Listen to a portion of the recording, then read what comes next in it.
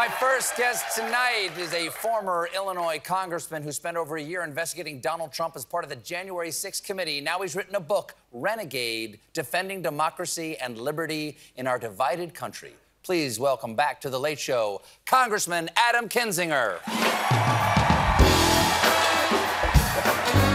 Good to see you. Come on up.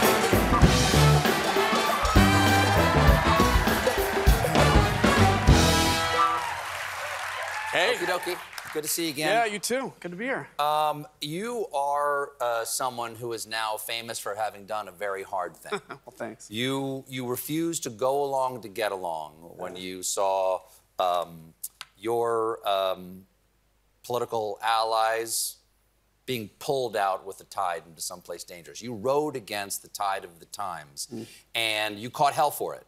And it's all in your new book, Renegade. When did it become clear?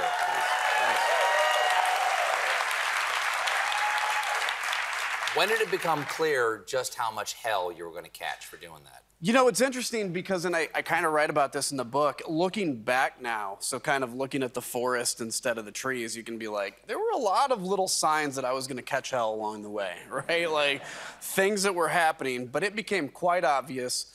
I'd say the night of the election in 2020, when Donald Trump just said, like, stop the votes, stop the count, yeah, you know? middle of the night. Yeah, middle of the night. And then particularly when I started to see people like Mike Johnson starting this lawsuit, you know, against the election results on behalf of Texas. And it just became really clear at that point, that this was going to be difficult. I didn't think we would end up in a few years in the position we still are today. I thought we'd wake up from it, but I knew it was going to cost everything, and it was fine. Is it more than you thought it would cost?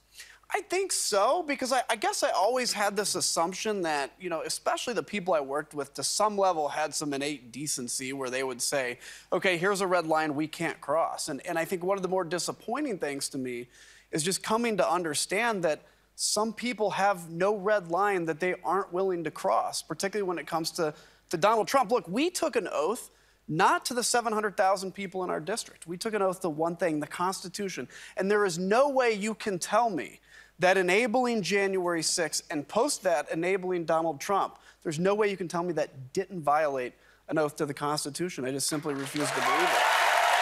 Well, one of the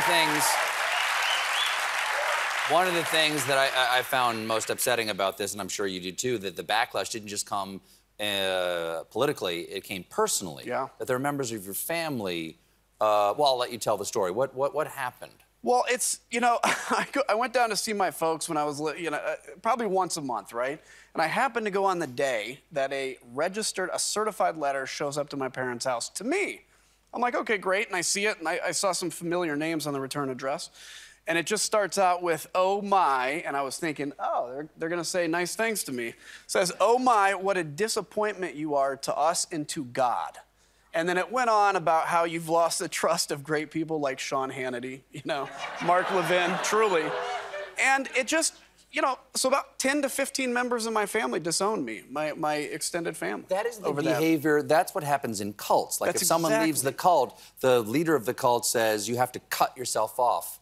100%. So that their allegiance to Donald Trump is more important than familial bonds. So then water was thicker than blood in this case. Yeah, totally. It's what happens in a cult, and it's what happens when you're infected with political brainworms, and you've been convinced that, you know, a man is more important than any policy. My co-pilot in the Iraq War, okay? You think of a bond you can have between... My co-pilot from the Iraq War sent me a text about a year ago that said, I'm ashamed to have ever flown with you. Because he doesn't like that I was telling him the truth against a man he loves who refused to tell him the truth. And I don't say that to get sympathy, but everybody that's listening to this story has some experience like that they can relate to, particularly because Thanksgiving is coming up and Uncle Ron's going to get tuned up and talk about Donald Trump, you know? Sure. We're going to slip Uncle Ron a few jellies. That'd be nice. Little THC gummies to loosen him up before he sits down. I like it. We have to take a break, but stick around, everybody. We'll be right back with more Congressman Adam Kinzinger.